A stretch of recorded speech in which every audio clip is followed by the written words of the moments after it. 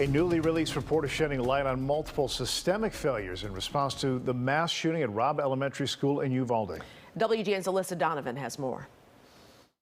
The report points to a chaotic and delayed response by law enforcement. It also highlights some issues with security at the school, which the superintendent says is going to be addressed. Less than 24 hours after the report came out, Robb Elementary School superintendent shared that they will be installing new fencing, new security cameras, upgrading doors, locks, and access points, hiring additional police officers, and providing additional training to all staff. The upgrades, ones that committee members hope to see examined by other schools too.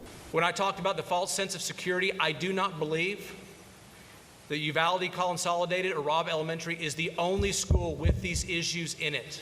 I've talked to enough other educators around the state to believe this is a wider problem that we need to continue to look at. Along with the school security issues, the report largely outlines the response by law enforcement, calling it lackadaisical and pointing to the egregiously poor decision making. Dude, we gotta get in there. We gotta get in there. He just keeps shooting. We gotta get in there. Body camera video released the same day as the report shows law enforcement's response to the shooting. In a room full of victims at this moment. Full of victims. Child call 911. Sir, the room is full of victims. What? The room is full of victims. Child 911. Child 911 call.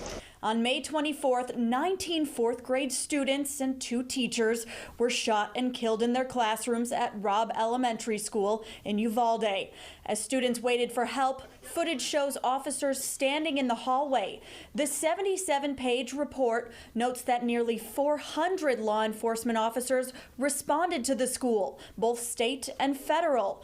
The report outlining the scene was chaotic without any person obviously in charge. And despite the numbers present, there was an inconsistent flow of information between law enforcement inside and outside of the building. 73 minutes passed before victims were rescued.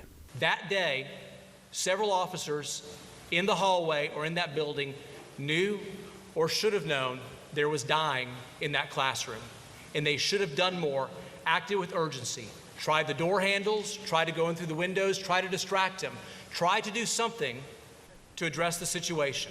If you're not willing to put the lives of the people you serve, of those children before your own, in my view, you should find another job.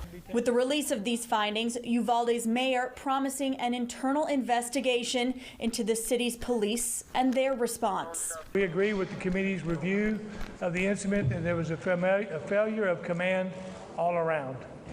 However, we have further questions as to who was responsible for taking command, as each agency there had senior level commanders on site. So we want to know which agency took what specific actions to take command and where did the critical breakdown occur. The committee that conducted this investigation says these are preliminary findings and more information may come to light in the future. In the newsroom, Alyssa Donovan, WGN News.